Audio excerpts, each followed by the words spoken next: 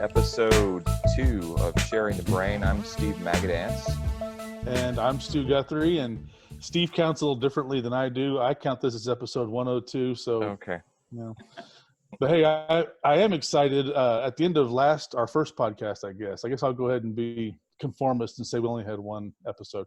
But at the end of our first episode, we put it out there on Twitter. Hey, if you want to join us or if you have a question, put that out there. And we had somebody, lo and behold, who actually watched it besides me, Steve, and my dog Lolly, and is Jennifer Lomas, a really good friend. Jennifer, you want to introduce yourself and say hi? Hi, this is Jennifer Lomas. Great to be here. I'm so glad to be a part of the conversation.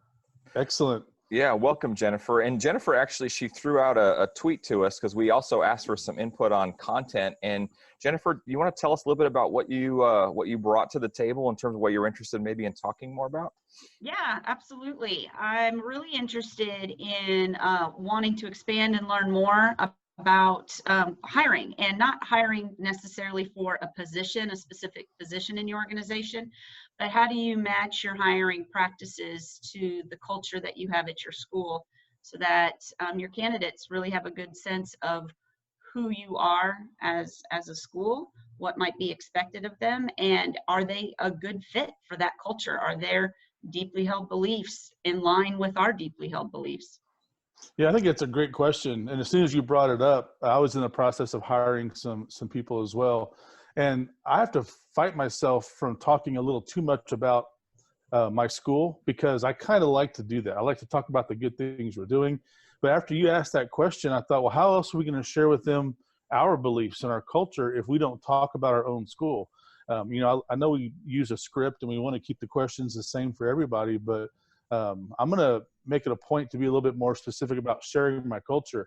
Jennifer, do you do that when you interview? How do you share what your thoughts are to the prospective teachers? I think one way that we've kind of tried to input some of like, hey, this is a tight expectation or a part of our culture is for a while, for the last several years, have always required a written response. They come in and the first 30, 45 minutes of the interview is they sit down and are given a prompt or are given a very short article to read. And then I want them to reflect and write about that prompt or about that article. And it's usually something related to what has been very important to us as a school, whether it be innovation with technology in the classroom, whether it be the PLC model and how can you contribute to that? What kind of commitment statements can you make? Just different, presenting them a challenge and being honest and transparent about something that we're trying to get better at, and what ideas and experiences do they have that could help us, get closer to our goal and overcoming that challenge. Yeah, I like that. Steve, what do y'all do? Do you ever do a written question or some type of problem like Jennifer said? We've done, it's varied, I think, from position to position that we've done in the past. The thing I do ask candidates to submit is what I'll call an exemplar lesson. I've also asked them to try and submit some type of video with them teaching in their own context, right? I think that we had this interesting dilemma about transparency at our school, like this idea of like, how do candidates get to know our school, kind of like what Jennifer's talking about, like what is the culture, what are the things that teachers and members of the staff do. So we want to get to know them as much as we want them to get to know us, so that they can also make an informed decision about whether or not we're the right fit for their next step in their career. But we've asked people to, submit a video sample of them teaching in their own context, which is a little bit different than that, that guest teach where they come in and they prepared a lesson. Right. I've always I felt a little bit dissonant about that. So there's an exemplar lesson so we can kind of see who they are as a planner, a video submission so we can see how they are in their own comfortable context. And that precedes when we ask them to actually come into our space and work with other members of our community, which is really, I think, the place that I've pushed a little bit in my own community about how to do that a little bit differently. I've got a lot of moving parts and ask people to do a lot of different things. What have you done thinking about your own culture and your own campus, too? Well, I've never asked anybody to teach a lesson before. I've always just kind of felt like it was going to be, I don't know, a dog and pony a little bit. And, they're going to try to hit all the things that they feel like they need to share with us. Obviously we ask questions. Hey, what, if I walk into your classroom, what am I going to see? And I guess it's still the same thing. And Jennifer, something Steve and I used to talk about when we worked together a little closer, I guess, in the same school, was asking Googleable questions. You never want to ask a kid anything that they can get their phone out and look it up. I mean, it takes the whole purpose there. And I feel the same way when it comes to interviewing. Especially when people don't answer the question. You ask a certain question, and you can just tell they've got to hit a certain thing in their mind. They're hit the 3 highlighted things. And that gets back to when you tweeted at us about asking specific questions. Do you have a specific question that you've asked or that you like to ask in interviews? For different positions, yes. I always like to find out what people have done to prepare for the interview, because you get a sense, are they readers? If they mention a book that's on point and kind of trending within the education world, whether it be Culturized or Relentless or something like that, you get a sense, are they a reader? Are they really kind of a learner? If they say, if they go with some of the standard answers, I looked at the website, I looked at your data, we always follow it up. Well, what did you find out? What does that tell you about us? What's the story that you're hearing from that? Believe it or not, we've had people say, well, I just came in and didn't really do anything and was just being open. And then we'll ask, well, why didn't you prepare? And so you get some different feedback just from how quick they are to answer. You can tell when people struggle and they didn't prepare and they're trying to think of things to say that they did prepare for. Which is why I know that we have to have that consistency with our questions and asking candidates the same question. And so I really like the questions where, based on if the candidate says this or this, then we're going to ask this. And because it's written, it lets us diverge when we have to, but you're still within that same consistency. So we do a lot of scenario type questions. And if the parent doesn't mention the counselor, we'll say, well, at what point would you invite the counselor into the process? Or if the candidate says, I'd call the parent, okay, great. Let's role play that. I'm the parent. Hello. And so I like those kinds of questions, and I'm pushing to come up with more of questions like that so that we can go off the typical path to really dig deeper and get those really deeper answers. I think that get closer to what they really internalize. What's their fallback in that situation? What are they really going to do, as opposed to what are they going to tell us what we want to hear? Right. And I think that's a pretty good idea. It's almost like a flow chart, like if then you do this. And Exactly. Steve, I'm curious. Yeah, go ahead, Steve. Well, I was just saying, I think there's something too in how you're preparing those people that participate in the process with you, Jennifer. I think there's a lot that goes into, like, what is it that we're listening for? What are those things that are going to raise questions, or they're going to lead to that flowchart question, like you mentioned, or allow us to branch into different things, and almost preparing the participants to be ready to go, right? Like, if that pops up, then we're going to ask that next question, or we're going to dig a little bit deeper, right? But I think it never hurts to ask more questions. And yeah, there is that need to be, I think, consistent, right? You have the same set of questions that you're going to offer, but each candidate is different. And if we're not willing to explore the differences that each candidate brings, right, by asking some of those follow-up questions, we're just serving them, I think, and we're just serving our campus, to some extent, right? Because we need to know as much as we can about folks, and they need to know as much about us as they can too, right? So it's the right fit for them, right? Exactly. Stu, and so that's why I kind of put out that question, because I'm always wanting to learn more and hear more about what other schools are doing, because I think the hiring process in schools is very different than what you see in a lot of other organizations that are well known, well established, have that reputation of good branding, good culture, good practices, and it's just very different. And I'm wanting to kind of bridge that gap a little bit, because at the end, we're asking for people to come onto our campuses in order to prepare kids to go into those other organizations and jobs. So yeah. No, I think it's crucial. And we talk about, and I know our school's not the only one that does this, but our school is a family. And I don't ever want that to be a cliche. Oh, it's just, one big family. But when you stop to think about it, we spend so much time together. We eat together, we celebrate things together. Schools are small communities, and the people in communities are families typically. So I think what Steve said, and maybe you can kind of go off on that a little bit more, Steve, about making sure the person who you're talking to knows what your culture is, and you're kind of making a decision if they're going to fit that, like what Jennifer had asked. Steve, do you want to talk about that really quick? Yeah, I'll even push it a little bit further. You talk about this idea of the community and the tightness of the community. Who we include in that conversation, I think, is super important and gives candidates a perception about what we think about members of the community, right? And so here's the step. Like the extent to which you include students in the process, right? Now, that's something that I've done over the last couple of years.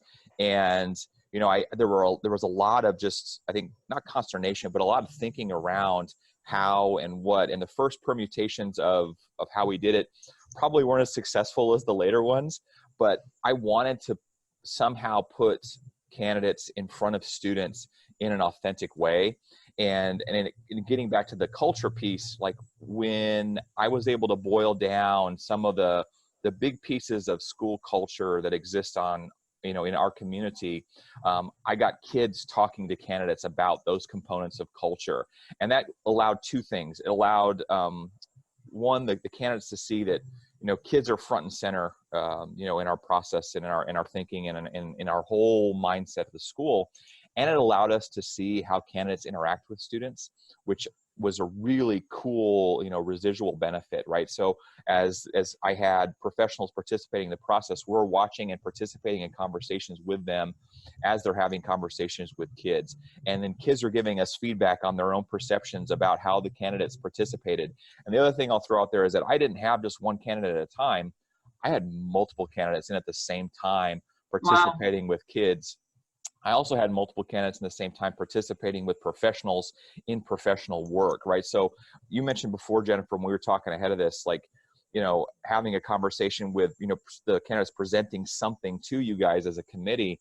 I think I took it a step in a different direction. I had them working with members of my community on professional work, like doing something that was valuable to the community. I had teachers actually presenting some of their work in a protocol process, where we can again observe how they give feedback, how they take feedback, how they ask questions. It's gotten pretty technical, but I think really, really beneficial to how we're looking and listening to the types of folks who might join our community. So I would just like push that a little bit. Like, how do you think about getting candidates engaged in work? Maybe, how they engage in work, in real-time work. In real-time conversations with students potentially. Yeah, absolutely. It's already got my wheels thinking on the last set of interviews. One of the last set of interviews we did was for an instructional coach. And we, gave them some data, gave them some materials and said, hey, you have 45 minutes. What would your initial meetings look like with a grade level? And how easy would it have been for me to have 2 or 3 people from a grade level and see what did they say to them first? How did they bring them into the process? Did they try to work with them?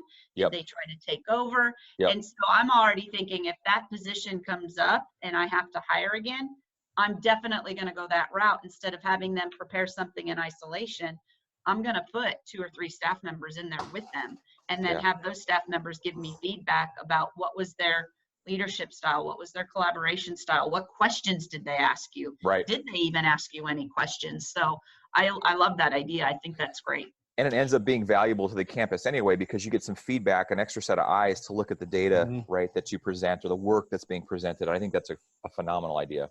Yeah, absolutely. I think, just to make an interesting point, Steve also works in a high school. Jennifer is in an elementary, and I'm in middle school.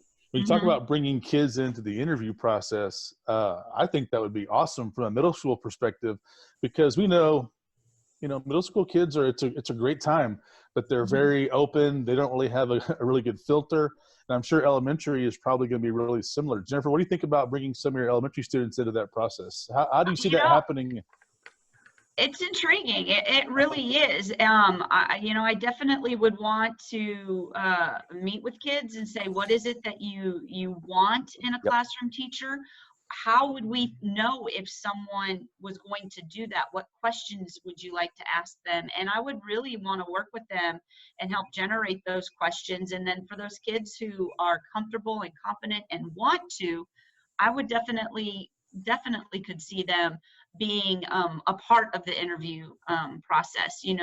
Is there like a portion for 10-15 minutes where we have the kids in there? Maybe not necessarily for everything, but I definitely like that idea, which is something that Steve and I talked about a little bit before jumping in and preparing for today. A colleague of mine had mentioned that he has been working with or experimenting with almost day-long interview processes where candidates come in and rotate through different groups of people with different questions or tasks. And with an adult, I could see that being a quote unquote station for candidates to go through. And so that principal's getting a lot of feedback from a lot of different stakeholders in very different ways, and then they all come together at the very end and debrief. But I like your idea, Steve, of having some of those stations be where all of the candidates are together. I mean, I think that would be really insightful as well. Hey, I need to interject really quick. We prepared for this because I missed that whole piece about when we were we might have been the way talking I remember it. Well, prepared is an overstatement of what we were just chit-chatting as I was getting hooked up and making sure that I was connected appropriately. Okay, because I was just going to say, all I remember y'all saying is, hey, do we have an agenda? We're just going to start talking. Speaking of agenda, we actually hit the time. I don't know if we want to wrap that up or keep going or. Well, let's do this. In episode 1, there's only one episode. Yeah. I brought up a situation where I was at a conference and the superintendent was talking, and he said before he ends every interview for a principal, he asks them, what are your deepest held educational beliefs and how did you come to get them? And last week or 2 weeks ago when we did our first episode, we talked about it, but we didn't really get to an answer, which I don't think is surprising. But Jennifer, I did give you warning about that. So I'd be curious to hear, what are your deepest held educational beliefs and how'd you come to get them? I think when I really truly think about what I'm passionate about and what gets me excited to come to work and constantly tell people I get to do this, I can't believe I get to do this, is I want to provide an experience for everybody in my building, whether it's a staff member, a child, a parent, an experience based on relationships, that when I see them, I know them. They know that I know them. I know them by name. I know who they are. I know what they want. And in developing that relationship, provide them an experience and opportunity to always love learning, to always love setting goals for themselves, growing in some way, whether it be growing academically, growing socially, growing emotionally. And I just feel like at the root of everything I do, it's about those connections and it's about those relationships. And I want to be surrounded by people who want to have relationships with other people and don't view our work as work that needs to be done in isolation. So those are probably my strongest held beliefs that I get most passionate about and most excited about and invest a lot of time in. I think it's a great answer. And we talk about interviewing people, and I'll tie this back in really quick to our previous conversation. People talk about data. They like to look at your scores, and they want to have something to offer in the interview process. But if they don't connect that to kids and relationships, it's kind of lost a little bit. I've always told people at every school I've been at, when you look at the data, that's great. But I want to know the kids behind the data. I want to know those students and why they are a part of that particular piece of data you're looking at. Steve, what do you want to say to wrap it up? I think it's a great conversation, Jennifer. I'm glad you came and joined us today. Yeah, I was going to say, thanks for having me. Yeah, I was gonna say, Jennifer, thanks. That's the best answer that's outside of Stu's answer and my answer, which is the only answer outside of our answer right now. And I want to say thanks for adding your brain to sharing the brain. Now instead of one, now we got two brains. So that's really great to have a second brain to listen to and get ideas from. So we appreciate you participating. Yeah, absolutely. Thank you. I guess we could also. Yeah, good, Steve. I was gonna say, we could also say that we're still interested in anyone else who wants to participate, and we're gonna drop this episode here when we finish editing it. And don't be afraid to tweet us. I'm at @smagadance, and my colleague Stu Guthrie is at Mr. Guthrie Tweets. Sorry, there's hummingbirds flying around. I'm watching them. And throw us a line, throw us a question, throw us some ideas. And if you're willing to jump in with us and be a second brain like Jennifer today, we'd really appreciate it. Awesome. Thanks again, Jennifer. It's good seeing you, and hope you have a great school year, okay? Absolutely. You guys too. And enjoy those moments too when you're not at school. Thanks, Jennifer. As best you can. All right. Bye-bye. Thanks again for watching or listening, perhaps. And we'll see you next time, episode 1 of episode 3.